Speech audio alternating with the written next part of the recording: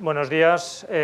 Vamos a empezar la sesión de hoy con una exposición sobre las redes sociales. Yo voy a hacer una primera introducción de contexto y luego mi compañera Lucía Casajús, que es la persona que colabora dentro del Servei de Comunicació i Publicacions en la gestión de las redes sociales de la Universitat Jaume I, entrará ya más en detalle en la gestión de redes sociales y llevará a cabo una práctica para que hagáis también un poco de ejercicio in situ, ¿vale?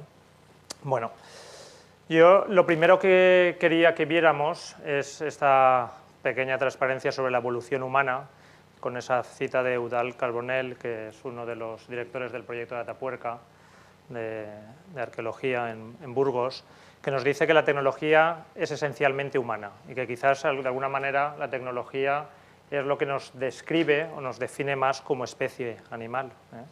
La capacidad del hombre de ir mejorando la tecnología, de ir incorporándola y de ir introduciéndola en su hábitat. Y digo esto porque cuando se habla de comunicación y de tecnología, muchas veces se tiende a pensar que la tecnología hace una comunicación menos humana, que hace una comunicación más mecanizada y más instrumentalizada.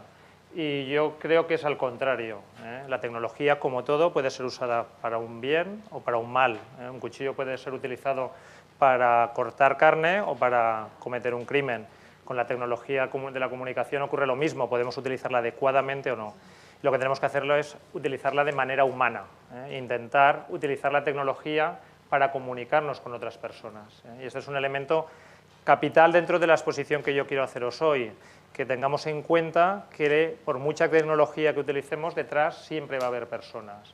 Personas que quieren conversar, personas que quieren hablar, ¿eh? Y personas que no están tan preparadas o no están tan dispuestas a recibir como a compartir, ¿eh? Y que quizás ese es uno de los principales elementos que tenemos que introducir como cambio en la forma de comunicarnos a través de la tecnología. Que la audiencia ya no quiere ser pasiva, sino que la audiencia quiere participar. Bueno, perdón. ¿Qué querría que viéramos yo hoy en esta hora intensa de exposición? Pues me gustaría que os quedarais con 4 ideas, fundamentalmente. Primero, que conozcáis cuál es el sistema de comunicación social, ¿eh? Hablamos de redes sociales, hablamos de comunicación social, hablamos de Web 2.0, pero todo esto forma parte de un sistema. La comunicación se tiene que entender siempre como una concepción holística, global. No podemos entender la comunicación en redes sociales de una manera, la comunicación física o presencial de otra, la comunicación por medios tradicionales, sea prensa, radio, televisión, etcétera, por otra, sino que la comunicación forma parte de un sistema y se ha de integrar toda en una única concepción de la comunicación. Por tanto, es importante que veamos cómo funciona ese sistema.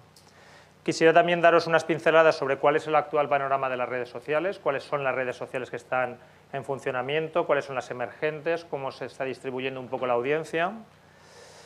Conocer el funcionamiento de las comunidades online, porque al final de lo que vamos a hablar es de comunidades, porque las redes no son más que un instrumento para ponernos en relación con personas, ¿eh? Y esas personas se agrupan a través de comunidades. Podemos trabajar las redes como herramienta, pero si detrás no hay una comunidad, si detrás no hay personas, la herramienta no nos va a servir para nada. Volvemos al ejemplo del cuchillo. Podemos tener un cuchillo muy afilado, pero si no lo utilizamos adecuadamente, no nos va a servir para nada. Y para ello, lo más importante cuando abordemos un proceso de comunicación en redes sociales es tener un plan, tener una idea clara de qué queremos comunicar, a quién queremos comunicar y por qué queremos hacer esa comunicación. Y daremos unas pinceladas de ello también, ¿vale? Bueno, veamos entonces, por tanto, cuál es el sistema de comunicación social. Cuando hablamos de comunicación en redes sociales o de comunicación en medios sociales, lo primero que nos viene a la cabeza son Facebook, Twitter y las diferentes plataformas de redes sociales. Pero esa comunicación a través de esa plataforma tiene que tener un punto central cuando hablamos de una comunicación, como en este caso de un grupo de investigación o de un investigador, ¿eh? Porque ese grupo y ese comunicador no pueden tener una única presencia en redes sociales alejada de otros mecanismos o de otros sistemas de comunicación, ¿vale? Vamos a un sistema, y el centro de ese sistema es la web, en la comunicación online, la web o el blog, la página web del grupo o del investigador es el eje de ese sistema de comunicación social. ¿Por qué? Porque es el único elemento sobre el cual vamos a poder tener el control absoluto, ¿eh? Si vosotros como grupo de investigación o como investigadores tenéis una página web propia, esa página estará alojada o bien en el servidor de la universidad o bien en un proveedor de servicios que hayáis contratado, pero será un servicio propio, no dependeréis de terceros. Facebook ahora está en funcionamiento, pero ¿quién nos dice que mañana no va a empezar a cobrarnos por publicar? ¿Quién nos dice que mañana no van a aparecer nuevas redes que pongan en quiebra esta red? ¿Qué ocurre con todos los contenidos que hemos publicado en Facebook? Ya conocéis todo el debate sobre el derecho al olvido, sobre la reivindicación de que la gente pueda borrar los contenidos publicados en su muro, etcétera, etcétera, etcétera. En el fondo, cuando estamos trabajando en redes sociales, estamos dando nuestro contenido a un tercero sobre el cual no tenemos ningún control. Está bien que lo utilicemos como canal de distribución, está bien que lo utilicemos como forma de conectarnos con esa comunidad porque nos va a permitir llegar a mucha gente, pero el control lo tenemos que tener en nuestro cuartel general, en nuestro headquarters. Y ese cuartel general no es más que la web o el blog del grupo o del investigador. Bueno, siguiendo un poco con esta visión del sistema de comunicación social, quisiera también daros algunas ideas de cómo ha cambiado el paradigma de la comunicación a través del uso de las redes sociales y de lo que se conoce como la web 2.0. Os recomiendo que veáis este vídeo de TED, que no vamos a visionar porque no tenemos tiempo, en el que se dan algunas de las claves de cómo ha ido evolucionando los medios de comunicación a lo largo de la historia y cuáles son las características fundamentales de los medios de comunicación sociales. La primera característica más importante es la interactividad. Hasta ahora los medios de comunicación dificultaban la interactividad. Las audiencias, como comentábamos al principio, eran pasivas. Ahora las audiencias pueden ser activas. Y esa interactividad es lo que la gente busca cuando entra en las redes sociales, cuando entra en las plataformas sociales. Y eso es lo que tenemos que incentivar. No podemos plantearnos una comunicación de investigación simplemente dando mensajes, sino tenemos que plantearnos una comunicación de investigación preguntando a la audiencia, interrogando a la audiencia, interpelándoles, preguntándoles qué quieren, qué les parece nuestra investigación, si están de acuerdo con que destinemos recursos a ese proyecto, si consideran que deberíamos destinar recursos a otro proyecto, si consideran que es útil esa investigación. Lo que queremos es respuestas. Por tanto, la audiencia la tenemos que concebir como una conversación. En el vídeo que os he mencionado antes se ponen en relación el teléfono y la prensa, la radio y la televisión. El teléfono es un medio de comunicación que facilita la conversación, pero es un medio de comunicación que permite llegar a muy pocas personas. Podemos hacer una conferencia telefónica con una persona, con 2 o 3 al mismo tiempo si están en el mismo lugar, o una multiconferencia con varias personas, pero no vamos a poder llegar a una audiencia muy amplia. Mientras que la prensa, la radio y la televisión permiten llegar a grandes audiencias, pero dificultan la conversación. ¿Por qué? Porque hay un emisor, que es el periodista, que está en su medio, en su radio, en su televisión, que lanza los mensajes a una audiencia que tiene dificultad para hacerle un feedback. En cambio, con los medios sociales todo esto se transforma y los medios son capaces de crear conversación y de llegar a amplias audiencias. Y esta es quizás la gran transformación que permiten las plataformas sociales, que la conversación se amplifica. Ese teléfono que antes solo llegábamos con él a 1 o 2 personas, ahora permite llegar a audiencias masivas. Otros elementos fundamentales que tenemos que también tener en cuenta cuando gestionemos la comunicación a través de plataformas sociales es que las barreras espaciotemporales desaparecen. La comunicación es 24 horas y a nivel planetario. Cuando estamos en Internet tenemos audiencias cuya única barrera es el idioma. Si una persona conoce nuestro idioma, podemos comunicarnos con ella esté donde esté y esté a la hora que esté. Desaparecen también todos los problemas de almacenamiento y difusión, la capacidad cada vez es mayor a nivel de almacenamiento en gigas, megas, teras, bytes de información. Es fundamental la integración hipermedia, y digo esto porque cada vez más la comunicación en medios sociales es una comunicación audiovisual. La capacidad del vídeo y de la producción audiovisual para comunicar es muy potente y venía solo restringida en los últimos años por las limitaciones de la red, por la dificultad de transmitir vídeo por Internet. Pero esas dificultades se están superando y ya podemos ver vídeos sin que se nos congele el fotograma en el móvil, en dispositivos con movilidad, y por tanto toda esa dificultad que venía lastrando el vídeo se está superando, y cada vez el consumo en redes sociales y el consumo en plataformas sociales es más audiovisual.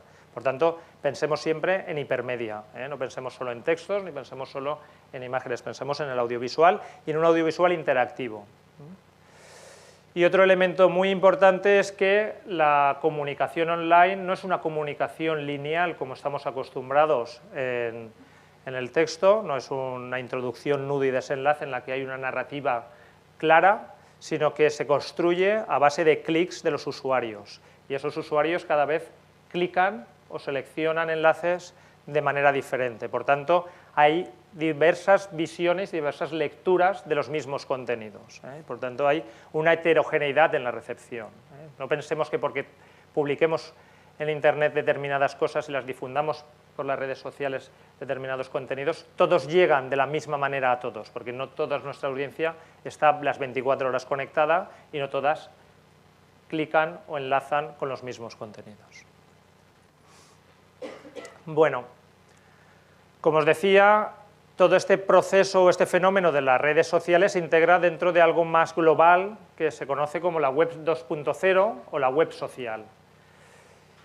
La web social o la web 2.0 la podemos poner en relación con la web 1.0 para ver algunas diferencias de lo que estábamos acostumbrados a que fuera la comunicación en Internet hace unos años y de lo que es la comunicación en Internet en estos momentos. En la web 1.0 la gente solo podía leer, en la web 2.0 la gente puede leer y escribir. Estamos potenciando esa interactividad de la audiencia. Y, por tanto, si potenciamos la interactividad, pues tenemos que potenciar la participación. Tenemos que hacer mensajes que llamen a la participación, no que simplemente transmitamos un mensaje, sino que interpelemos, interroguemos, preguntemos, cuestionemos a la audiencia. La web es un diálogo, no un monólogo, y muchas veces un diálogo a múltiples bandas. Me imagino que os habrá pasado a más de uno y a más de una entrar en una página de un periódico, leer una noticia, ir a ver los comentarios y ver cómo los comentarios acaban enlazando en una discusión que a veces ya no tiene nada que ver con la noticia original. Bueno, pues eso es la web 2.0, eso es la conversación. Y ahí también, en esa conversación que se desarrolla al margen de la noticia original, también hay información y también hay contenido y también hay relación y también hay comunidad y también hay un grupo humano, que es, como decía al principio, hacia donde nos tenemos que dirigir.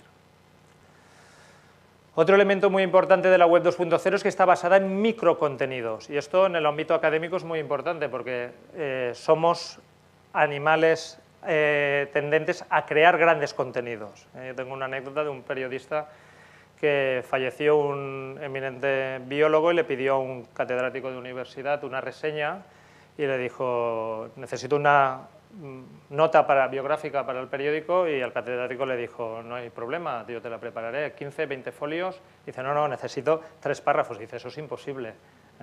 Le resultaba muy complicado resumir la biografía de su maestro en 3 párrafos, ¿no? Bueno, pero eso es lo que busca la gente en la web 2.0. Busca pequeños contenidos muy sintéticos en lo que esté lo esencial. ¿Y por qué en pequeños contenidos? ¿Por qué la importancia del microcontenido? Por el tiempo, porque cada vez consumimos más contenido en menos tiempo, pero sobre todo, y esto es muy importante, porque los microcontenidos se pueden compartir. Cuando estamos hablando de la web 2.0, hablamos de que los contenidos se sindican, se cogen de una web y se envían a otra, se enlazan. Cuando los contenidos son enormes, esa sindicación es más complicada. Entonces, la web 2.0 potencia los microcontenidos no solo por el tiempo de consumo de la información, que cada vez es menor, sino también por la importancia o por la capacidad de compartir esos contenidos. Y si nuestros contenidos se comparten, nuestros contenidos van a llegar a una audiencia mayor.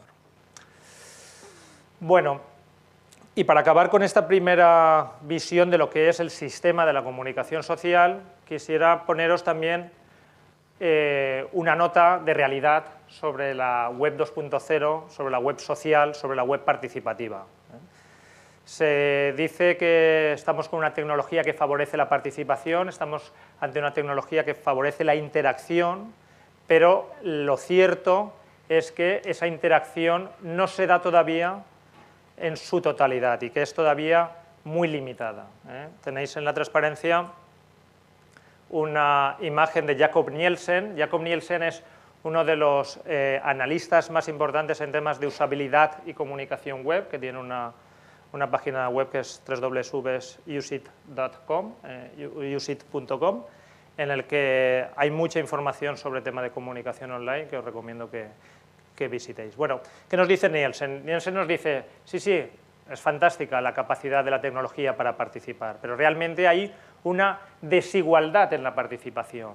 ¿Qué significa que hay una desigualdad en la participación? Que no todo el mundo participa igual, que no todo el mundo es igual de activo en las redes sociales, que no todo el mundo aprovecha de la misma manera la tecnología social. El 90% de los usuarios de las redes sociales son pasivos. ¿Qué significa? Que siguen consumiendo contenidos de manera de lectura. No comparten, no comentan, no interactúan, simplemente leen. Os habrá pasado, yo siempre que comento esta pirámide con su homóloga pirámide invertida, comento siempre la anécdota personal. Os habrá pasado que publicáis en vuestro muro de Facebook, os ponen un me gusta o dos, pero luego te encuentras a alguien y te dicen, ya te vi el otro día que estabas en no sé dónde, y dices, hombre, pero si me viste, no me has comentado, y te ha visto todo el mundo, pero nadie te ha comentado, ¿no? Bueno, ¿por qué? Porque hay un 90% que es pasivo, consume, pero no participa.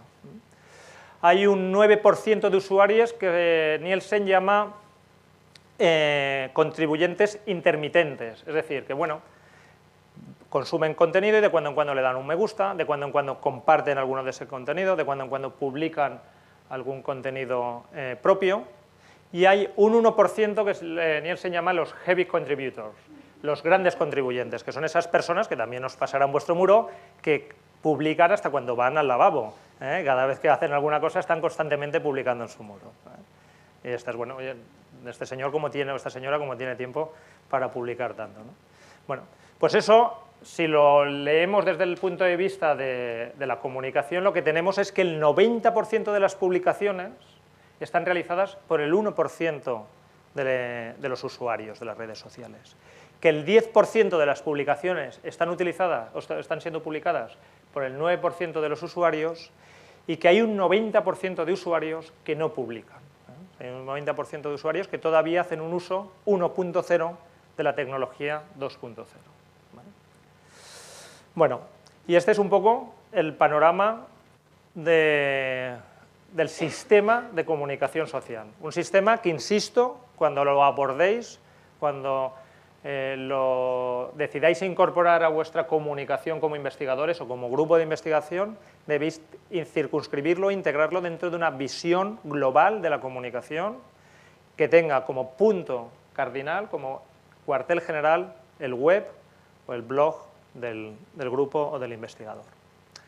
Bueno, vamos a ver un poco qué hace esos usuarios de redes sociales en la actualidad en nuestro país y también un poco qué redes están más en boga y cuáles están de alguna manera con un mayor desarrollo. Bueno, para eso vamos a utilizar dos estudios. Uno, el de la AIMC. La AIMC es la Asociación para la Investigación de Medios de Comunicación. Es una entidad que agrupa a anunciantes y a medios de comunicación, es la que hace el Estudio General de Medios, que mide las audiencias de la prensa, de la televisión, etcétera, que realiza anualmente un estudio sobre el uso de Internet por parte de los navegantes, tiene un estudio sobre el uso de Internet en el conjunto de la población española, pero el estudio Navegantes en la Red se circunscribe única y exclusivamente a la población que navega, a la población que utiliza Internet de manera habitual. Tenéis en la transparencia los datos de la 16ª encuesta. Ahora mismo se están recogiendo los datos de la 17ª. En la página web de la universidad hay un enlace a la encuesta. La Jaume I es entidad colaboradora de la IMC en la encuesta. Y os animo a que la rellenéis. Además podéis participar en el sorteo de varios regalos tecnológicos, varios iPads. Pero además nos da mucha información sobre cómo están utilizando ahora mismo los internautas los medios digitales. Y lo que estamos viendo es que por mucho auge que tenga las redes sociales, todavía el rey indiscutible de la comunicación online es el correo electrónico, con un 92% de los usuarios que lo utiliza a diario, y la web, con un 85% de los usuarios que navega a diario por páginas web, ¿vale? Y vemos como otros usos, como el P2P, que es el intercambio de archivos, o los foros o los chats, que en el pasado tuvieron un gran nivel de penetración entre los internautas, pues van cada vez decayendo. Otro elemento muy importante dentro de la radiografía del internauta actual es el auge de la comunicación móvil. El uso de los dispositivos, ya sean teléfonos inteligentes o ya sean tabletas, para acceder a Internet. El 80% utiliza diariamente dispositivos móviles para conectarse a Internet. Esto es importante que lo tengamos en cuenta, porque si nuestro web o nuestro blog va a ser el cuartel general de nuestra comunicación, tiene que ser un blog que sea web responsive, que sea adaptado a los dispositivos, que se pueda visualizar bien en una pantalla tan pequeña como esta, o no tan pequeña, pero con unas características y unas limitaciones muy determinadas, ¿vale? Bueno, y si hablamos de redes sociales en España, dentro de esta encuesta de la IMC, ¿qué datos tenemos? Pues tenemos que 3/4 partes de los entrevistados utilizan las redes sociales a diario, es decir, el 75%, está aún lejos de ese 92% del correo electrónico, aún lejos del 85% de la web, pero supone ya un 75% que utiliza diariamente las redes sociales. Facebook mantiene el liderazgo incuestionable, aunque ahora luego veremos otro estudio de Zenith Media en el que vemos que Facebook empieza a presentar determinados síntomas de cansancio, determinados síntomas en los que la plataforma, bueno, pues ya no tiene ese empuje que tenía al principio, pero aún sigue siendo el líder incuestionable.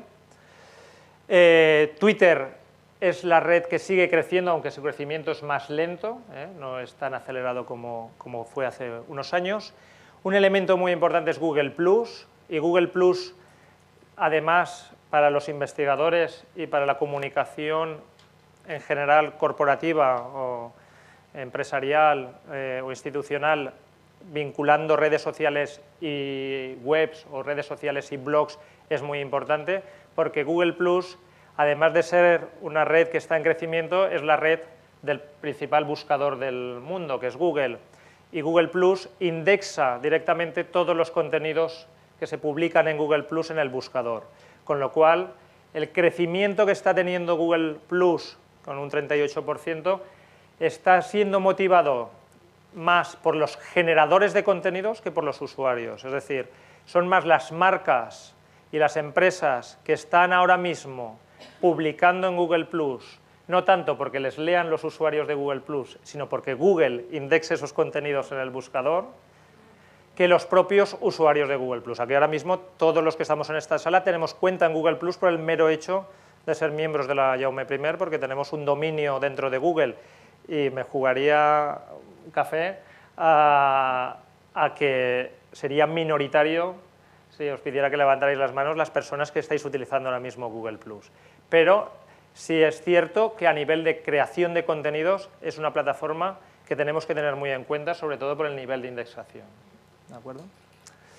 Bueno, luego tenemos una estabilización en el crecimiento de LinkedIn, que es una red social de carácter profesional, y un paulatino desplome de Twenty, que fue esa red social que compró Telefónica y que desde que la compró Telefónica pues ha ido año tras año cayendo en su nivel de penetración.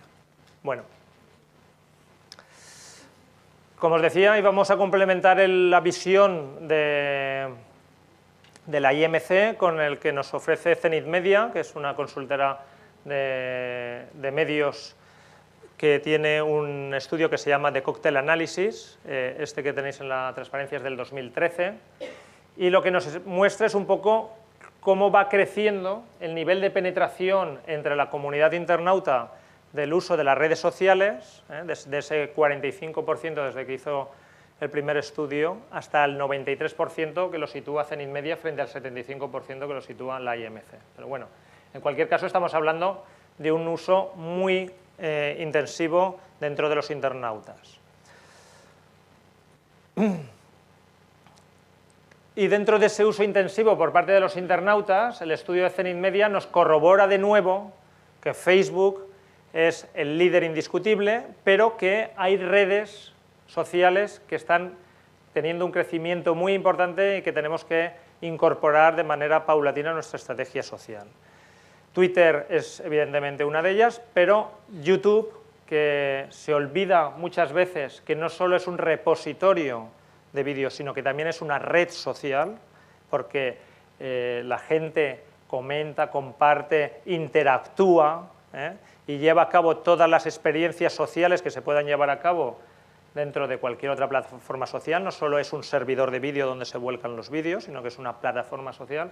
Pues YouTube tiene un nivel de penetración cada vez mayor y cada vez más creciente. Y esto viene también en relación con lo que comentábamos antes, con la importancia de la producción audiovisual o de la comunicación audiovisual dentro de la comunicación social, después de esa superación o de esa eliminación de las restricciones del ancho de banda o de las dificultades de comunicación de la distribución de vídeo.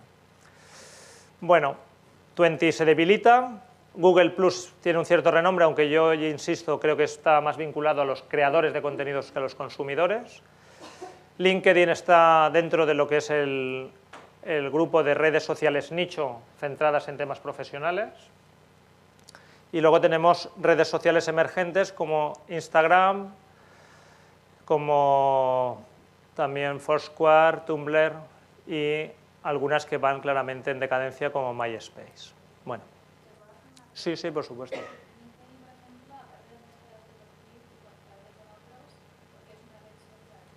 Porque permite crear grupos, crear comunidades. LinkedIn, dentro de lo que es su capacidad, de alguna manera podríamos definir la red social como una plataforma online en la que el usuario tiene un perfil y, por tanto, tiene capacidad de publicar contenidos. En LinkedIn tú puedes ir publicando pues, tus investigaciones, tus papers, tus noticias.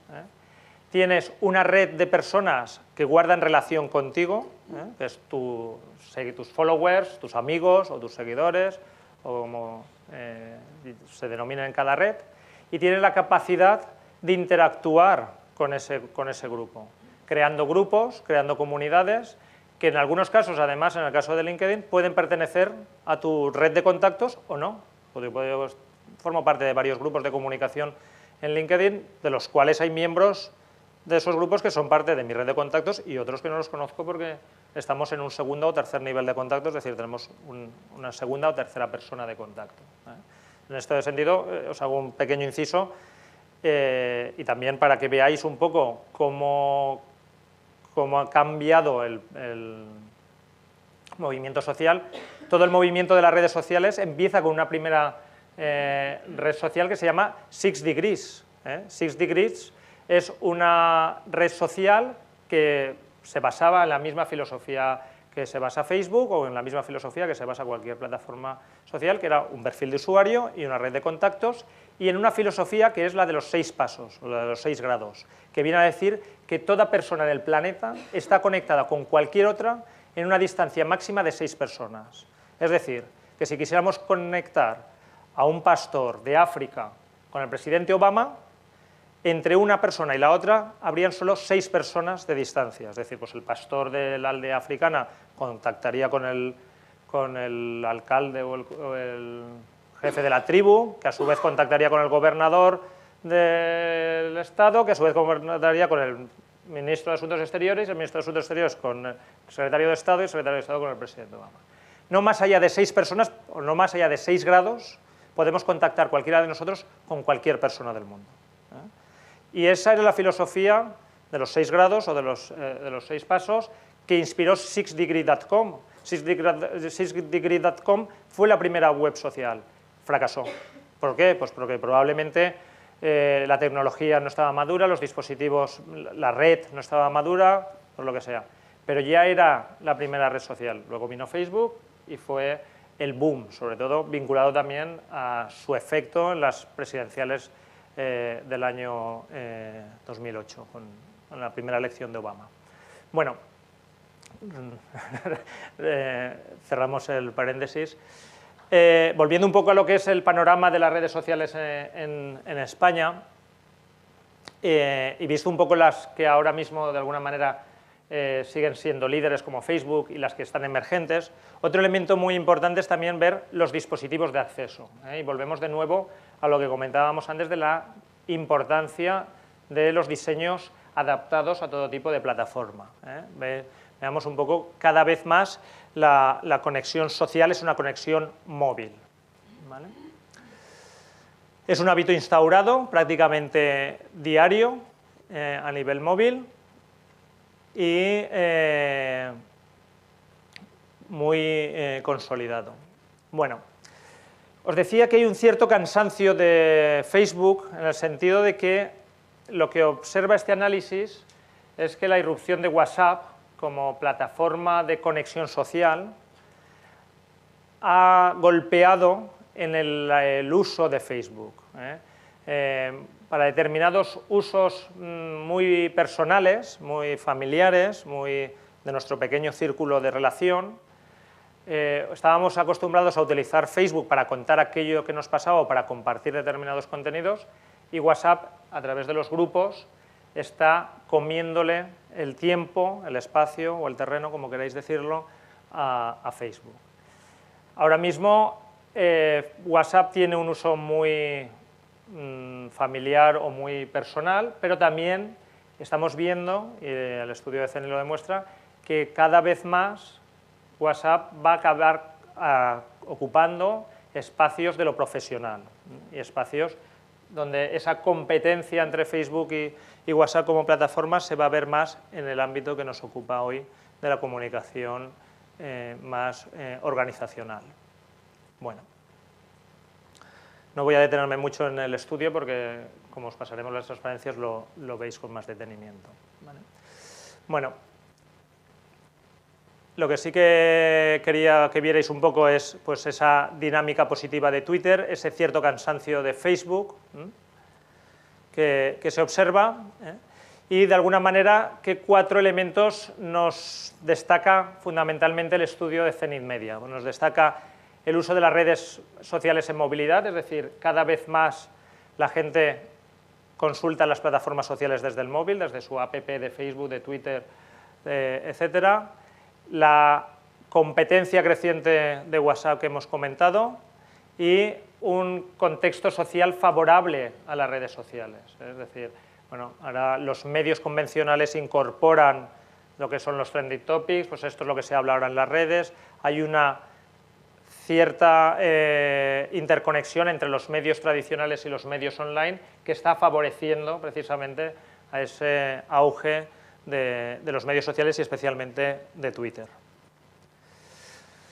Bueno, entonces hemos visto un poco el contexto de la comunicación social, hemos visto un poco la situación actual de las redes sociales y ahora yo querría dedicar unos minutos muy breves a conocer el funcionamiento de las comunidades online, porque como os decía al principio, las redes son herramientas para crear una comunidad.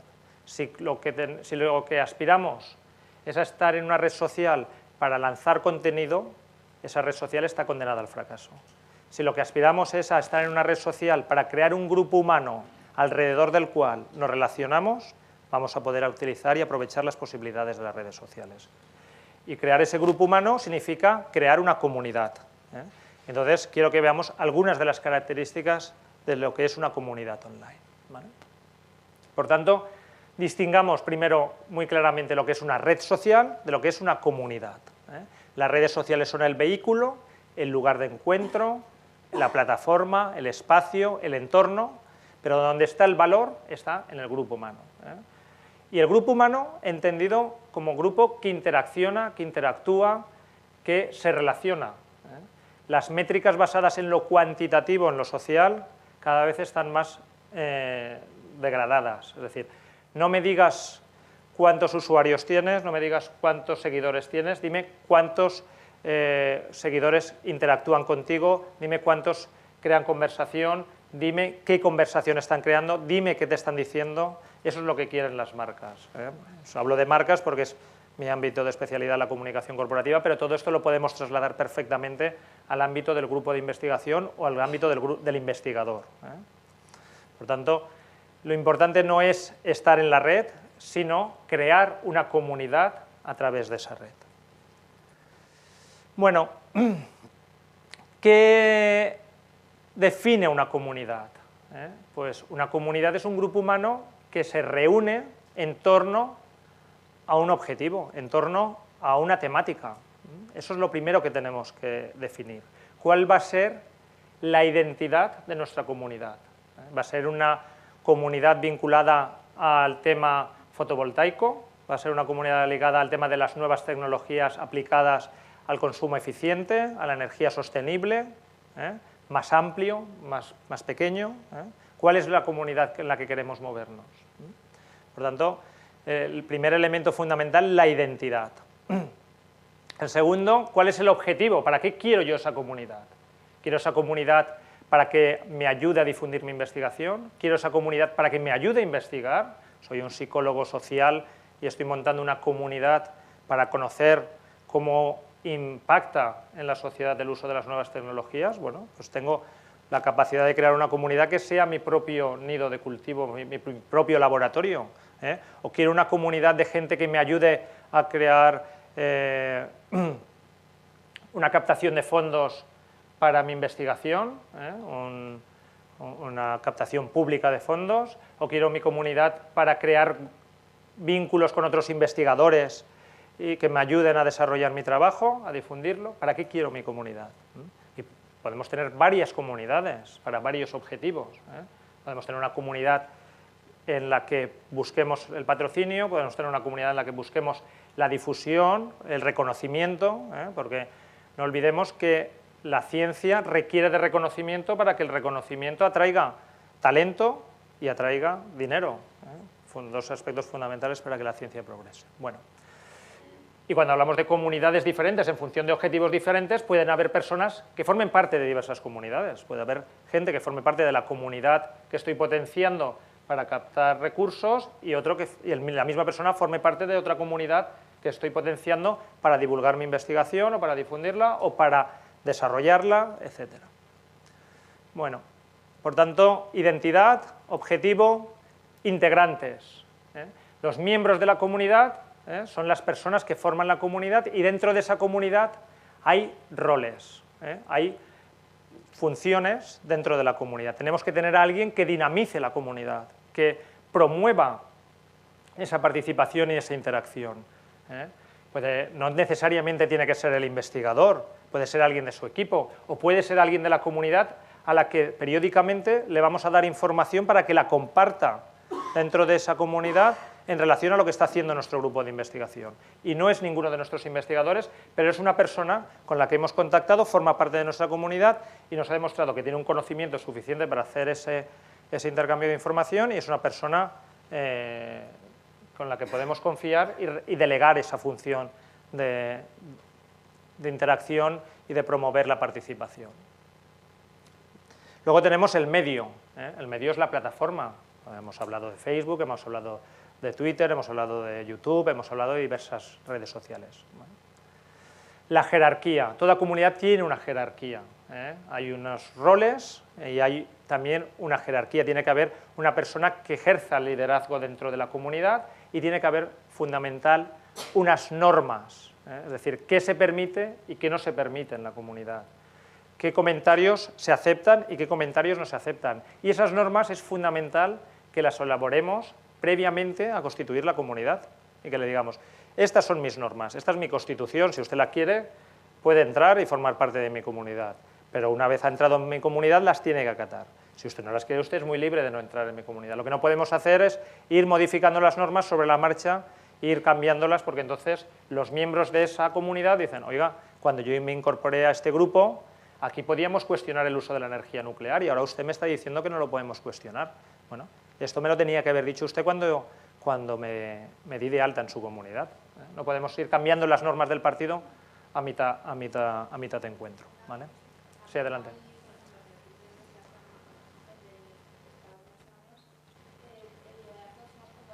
Uh-huh.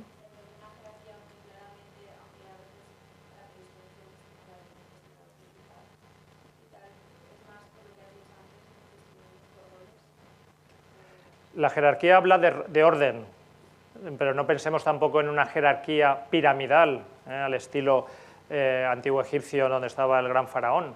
Hablamos de jerarquía en el sentido de que tiene que haber unos roles y un orden que permita organizar la comunidad. Y cuando hablamos de liderazgo, cada vez más hablamos de coliderazgo. No hablamos de ese líder mesiánico que lleva al grupo y que le van siguiendo todos ciegamente, sino de una persona que ejerce el papel principal, pero que hay, igual que ahora en los equipos deportivos, pues ya no hay solo un capitán, sino que hay varios capitanes, pues hay un coliderazgo. Pero todo esto son cuestiones que tenemos que tener claras cuando montemos la comunidad, cuando montemos un grupo alrededor de un grupo humano alrededor de nuestra investigación, tenemos que saber quién va a promover ese grupo, qué roles va a ejercer cada uno, cuáles van a ser las normas de ese grupo y, sobre todo, y fundamental, para qué queremos ese grupo, para qué queremos esa comunidad. Bueno, algunas claves, algunas pistas, algunas pautas para gestionar las comunidades online. Conteste las preguntas. Si estás en una red social, estás en una plataforma y un usuario te hace una pregunta, esa pregunta no puede quedar sin respuesta. Si no, no abras una red social, no estés en un espacio para el diálogo, porque si te interpelan al diálogo y no contestas, estás rompiendo la primera premisa. Segunda premisa, atraer gente a su web. De nuevo, independientemente de cuál sea el objetivo final, patrocinio, difusión, contactos de investigación, independientemente de cuál sea el objetivo final de la comunidad, tenemos que conseguir que esa comunidad vaya a nuestra web, vaya a nuestro cuartel general, visite nuestro blog, visite nuestra página web, porque ahí está todo nuestro know-how, todo nuestro conocimiento.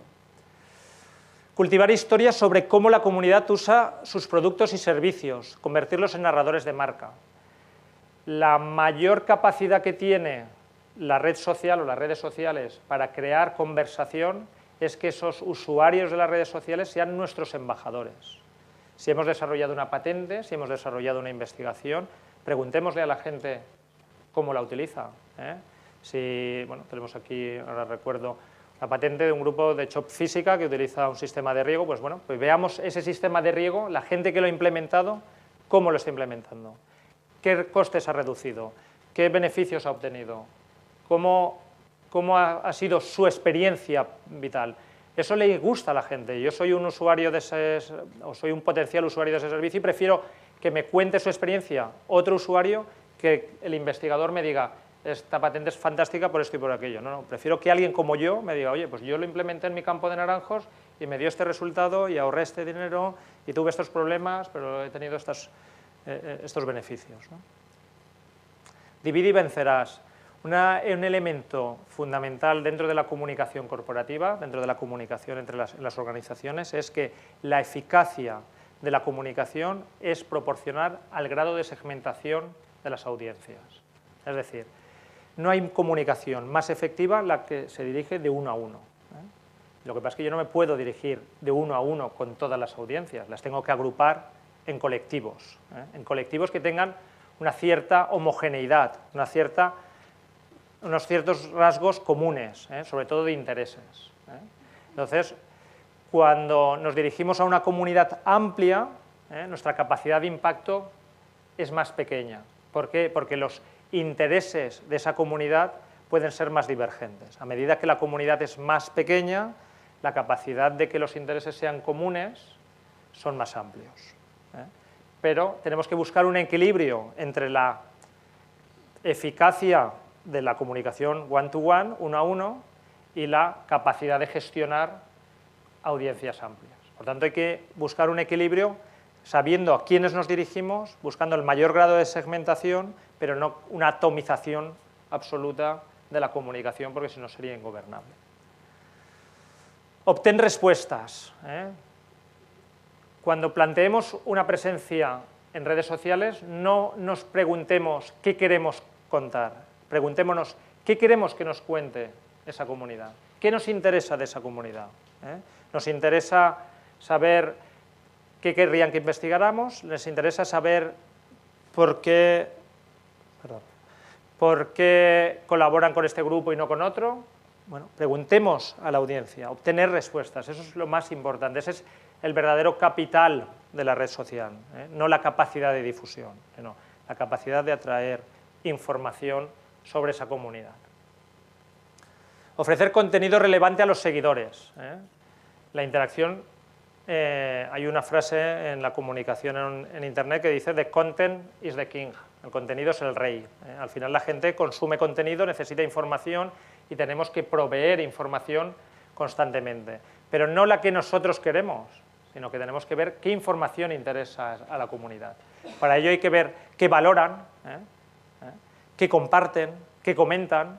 Si llevamos 50 publicaciones en Facebook y hay 3 que se han compartido, que se han valorado, que se han puesto montones de me gustas, que se han compartido montones de veces y 47 que no, está claro que tenemos un problema en determinados contenidos que estamos difundiendo a través de esa plataforma que no interesan y tenemos que centrarnos en aquellos que interesan. No nos preguntemos qué queremos comunicar, preguntémonos qué quieren nuestra audiencia que les contemos. Es aquello de Kennedy, ¿no? No pienses que puede hacer América por ti, piensa que puedes hacer tú por América, ¿no? Pues esto es un poco con la audiencia, ¿no?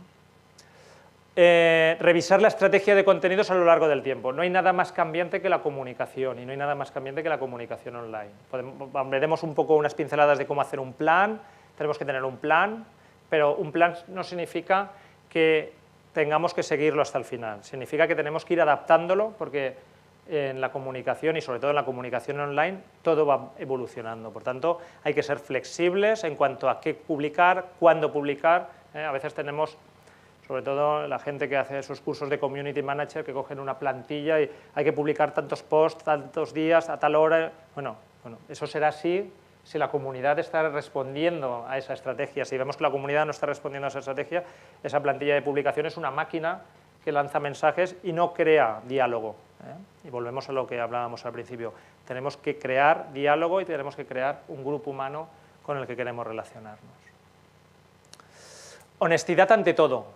Afrontar críticas con sinceridad y objetividad. Cuando nos ponemos en una plataforma social nos exponemos a la crítica, nos exponemos a los comentarios negativos, nos exponemos a la ira de la gente, nos exponemos a muchos problemas. Bueno, tenemos que tener claro, como decía antes, unas normas, sobre todo de urbanidad, de qué comentarios se permiten y qué comentarios no se permiten a nivel de insultos, a nivel de utilización de determinadas palabras, pero si somos un grupo de experimentación animal y viene un grupo de defensa de los animales y nos critica, y nos critica educadamente y nos critica con argumentaciones, pues tenemos que afrontar esas críticas y darles respuesta. Otra cosa es que venga allí alguien y empiece a decir, son ustedes unos asesinos. Bueno, pues las cosas se pueden plantear adecuadamente porque estas son mis normas, no se van a permitir insultos, pero yo acepto las críticas porque yo, para promover el diálogo, lo primero que tengo que hacer es aceptar las críticas. Bueno, cosa que muchos de nuestros gobernantes no entienden, pero bueno. El ingenio es memorable. Cuando vayamos a publicar, pensemos cómo contar las cosas. Pensemos qué manera hay de contar algo que impacte, porque la misma noticia, la misma publicación, el mismo post se puede publicar con una cierta chispa, con un cierto ingenio para que impacte, o de la manera más anodina y aburrida posible y que pase desapercibido. El contenido es el mismo, la información es la misma, pero depende cómo la contemos, ¿vale? En eso el humor es un elemento recurrente en las redes sociales, ¿no? El smile forma parte de la plataforma social, pero con el humor hay que ir con cuidado porque es muy subjetivo, ¿eh? Lo que a algunas personas les puede parecer gracioso, a otras les puede parecer ofensivo, ¿no? Por tanto, tomarlo con precaución, pero sí que intentar mostrar aquellos contenidos que puedan impactar más, ¿vale? Bueno, y vamos acabando. La importancia del plan. Hay una frase que a mí me gusta mucho que dice que no hay mal viento, sino marinero que no sabe dónde va. Es decir, al final, si un marinero sabe a dónde va, pues ya utiliza el viento para que le lleve, pero tenemos que saber a dónde vamos. Eso es un plan. Y un plan es un trabajo intelectual que nos dice qué tenemos que hacer para ir de donde estamos hacia donde queremos llegar. Ese plan, como decía, en el tema de la comunicación y especialmente en el tema de la comunicación online, no puede ser tomado como la Biblia, no es un mapa de carreteras que se cambia, sino que es un espacio donde hay muchas variables que van cambiando y evolucionando, pero que tenemos que tener un punto de partida y un punto hacia el que queremos llegar. Por tanto, lo primero que tenemos que tener claro es la estrategia del grupo. Nuestro grupo de investigación, ¿qué quiere? ¿Cuál es la estrategia del grupo? Como grupo, ¿qué queremos ser como grupo? Una vez tenemos claro qué queremos ser como grupo, ¿qué tenemos que comunicar para que la estrategia se cumpla? ¿Queremos ser considerados el grupo más importante de Europa a nivel de energía fotovoltaica? ¿Queremos ser considerados el grupo que incorpora más jóvenes doctores y que por tanto es una cantera de futuro? ¿Qué es lo que queremos? ¿Cuál es nuestro objetivo como grupo de investigación? ¿Para qué nos levantamos cada mañana cuando suena el despertador como grupo de investigación? Pues eso, acoplémoslo, trasladémoslo a la comunicación. ¿Cómo vamos a potenciar nuestra comunicación para conseguir ese objetivo? ¿Vale? Por tanto, ¿cuáles van a ser los objetivos de nuestro plan de comunicación? Campamento base, de nuevo, cuartel general, el web y el blog. Hoy vamos a trabajar mucho las redes sociales, pero antes de salir al hostil mundo de la comunicación social tenemos que tener un cuartel general bien armado, bien fortificado, en el que tengamos claros nuestros contenidos, bien estructurado y bien organizado, ¿vale? Tenemos que tener en cuenta que para este trabajo vamos a poder disponer de recursos propios y de recursos externos. Cuando hablo de recursos externos, hablo que el grupo de investigación va a tener que hacer un trabajo per se, pero también va a poder apoyarse en determinados colaboradores. En el caso de nuestro, en la Universidad Jaume I, pues bueno, si el grupo de investigación, y Lucía ahora lo explicará con más detalle, quiere crear un perfil en redes sociales, bueno, pues hay una persona que le acompañará, el trabajo lo tendréis que desarrollar vosotros, pero desde los perfiles en redes sociales de la universidad, pues se os dará apoyo, se os dará cobertura, se os compartirá, es decir, hay unas sinergias que se pueden aprovechar. Más allá de la Universidad Jaume I, pues otros grupos de investigación con los que tengamos relación, sociedades científicas, asociaciones, etc. Fundamental definir públicos o comunidades, definir colectivos hacia los que nos queremos dirigir y objetivos para esas comunidades. Me quiero dirigir a este grupo para conseguir esto y me quiero dirigir a este otro grupo para conseguir esto otro.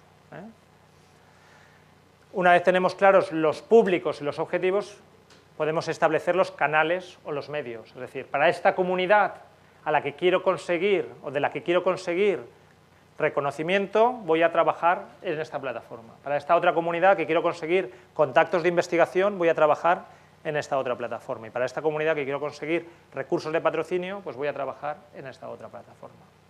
Adelante.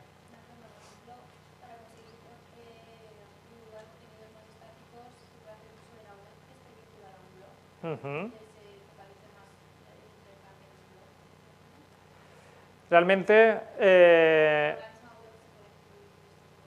la web y el blog cada vez es una frontera más difusa. De alguna manera, la diferencia fundamental entre un blog y una web es que el blog, en teoría, permite comentarios y la web no. Lo digo en teoría porque cada vez las webs ya permiten comentarios. Entonces, ¿qué diferencia hay entre un web y un blog?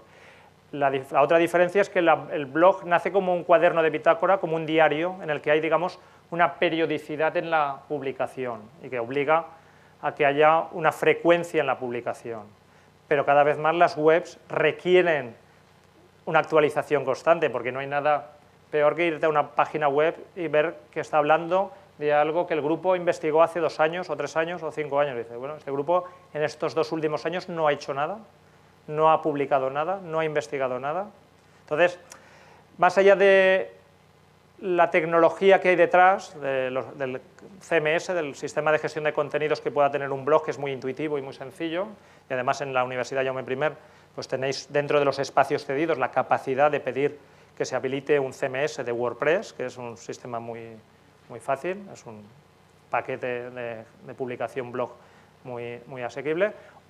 Y en la web, pues bueno, pues puedes tener otro tipo de lenguajes, otro tipo de sistemas de gestión. Pues más allá de eso, yo soy de la opinión que cada vez las fronteras son más difusas. Vimos en el mundo de la comunicación digital, igual que cuando hablamos de comunicación interna y comunicación externa, pues cada vez todo esto es un agua dulce y un agua salada que se van mezclando y es muy difuso, ¿no? Pero lo importante es que ese espacio online del que nosotros somos los propietarios, del que nosotros somos los gestores, sea una web o sea un blog, sea nuestro espacio desde el que nosotros pivotemos toda la comunicación. Y a partir de ahí pues podemos compartir determinados contenidos en una red social para una comunidad, podemos compartir otros determinados contenidos en otra red social para otra comunidad, con otros objetivos, pero todo tiene que estar en nuestro gran repositorio, en nuestro gran almacén, que es el web o el blog. Bueno, por tanto, definir comunidades, objetivos para esas comunidades, ver cómo nos vamos a dirigir a las mismas y establecer indicadores y metas. A mí, una de las cosas por las que más me apasiona el mundo de la comunicación digital es porque me he pasado media vida trabajando en el ámbito de la comunicación no online, intentando justificar mi trabajo. La comunicación online, justificar el impacto de la comunicación en las audiencias es muy difícil, porque es muy difícil de medir. En cambio, la comunicación online te da mucha métrica, y eso pues, te permite justificar y poner en valor mucho trabajo. Te permite medir seguidores, te permite medir interacción, comentarios, compartidos, etcétera. Y te permite hacer una métrica también cualitativa de análisis de contenido. A lo mejor me han compartido 2 veces, pero es que me han puesto por las nubes. A lo mejor me han compartido 2 veces, pero me han puesto a caer de los caballos. Pues bueno, no estamos hablando de lo mismo. Todo eso se ha de medir. Y ahora todo eso es muy fácil de medir porque la tecnología lo facilita. Entonces, cuando hablamos de elaborar un plan de comunicación, tenemos que tener claro objetivos con indicadores. Es decir, vamos a medir cada cierto tiempo cuáles son los comentarios que recibimos, cuántos son positivos, cuántos son negativos, vamos a medir cuántos contenidos se nos comparten, vamos a medir cómo crece el engagement o la fidelidad de nuestra comunidad, cómo crece el sentido de pertenencia a esa comunidad que estamos creando. ¿Vale? Bueno, dentro del plan es fundamental tener un plan de trabajo, ver qué se va a publicar, qué páginas vamos a seguir, porque cuando hablamos de crear comunidad, hablamos también de que vamos a tener que seguir a otros investigadores o vamos a tener que seguir a otras asociaciones profesionales a las que queremos contribuir con nuestra investigación y queremos que nos patrocinen y nos apoyen en nuestro trabajo. Pues nosotros tendremos también que seguirlos, tendremos que ver qué contenidos de ellos compartimos dentro de nuestra comunidad, tendremos que establecer todas esas sinergias. Y fundamental, hacer un seguimiento en auditoría, es decir, cada 6 meses, cada año, hacer una revisión de los objetivos y del plan. ¿Siguen siendo válidas estas comunidades que definimos? ¿Siguen siendo válidos los objetivos para esas comunidades? ¿Siguen siendo válidas los canales para esas comunidades? Y estar en constante proceso de mejora. ¿Vale? Bueno,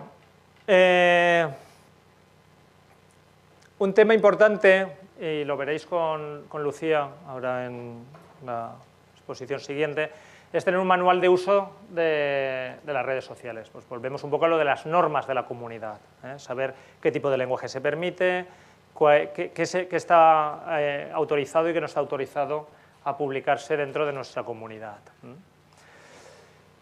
Fundamental tener claro una serie de valores a la hora de comunicarnos en las redes sociales. El primero, la transparencia. La comunicación digital nos hace muy transparentes. Eso es un riesgo, pero lo tenemos que asumir como una oportunidad. Tenemos que ser muy humanos, es decir, humildes, sencillos, saber pedir perdón, saber rectificar, establecer un diálogo y humildad. Podemos buscar profesionales externos que nos ayuden, ayuden a hacer determinadas publicaciones o a mover determinadas comunidades, pero tenemos que tener una parte fundamental dentro del grupo de investigación. Y tenemos que tener claros cuáles son los roles dentro del grupo y si tenemos algún profesional externo que nos ayude, cuáles van a ser los roles externos. Bueno, horario, regularidad, acciones especiales. Y es conveniente tener una guía de actuación ante la crisis, es decir, prever qué puede generar una crisis de comunicación social en relación a nuestra investigación. ¿Existe algún riesgo derivado a nuestro trabajo? ¿Existe algún riesgo derivado en la industria a la cual nosotros proveemos que pueda acabar salpicándonos? ¿Existe algún tema que pueda convertirse en tema de actualidad? Porque el problema es que hoy la actualidad es una, pero mañana puede ser otra y en el momento en el que explota un tema, nosotros tenemos que tener una capacidad de respuesta. Porque al final las crisis se gestionan fundamentalmente con dos acciones. Uno es intentar poner fin al origen que ha provocado la crisis, pues si es un vertido, si es una explosión, sea el incidente que sea.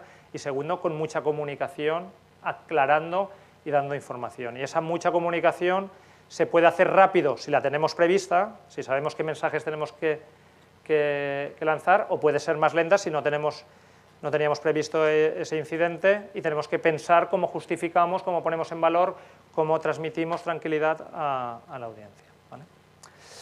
Bueno, y me he excedido un poco del tiempo. Creo que hemos hecho un repaso bastante amplio para que ahora ya entréis más en materia con mi compañera Lucía. Antes de darle paso, no sé si tenéis alguna pregunta para acabar. ¿Nada? Bueno, pues un placer. Os dejaremos las transparencias y Lucía os comentará también toda la cuestión de las plataformas sociales de la Universidad Jaume I y nos tenéis a vuestro servicio para cualquier cuestión que necesitéis en este ámbito. ¿De acuerdo?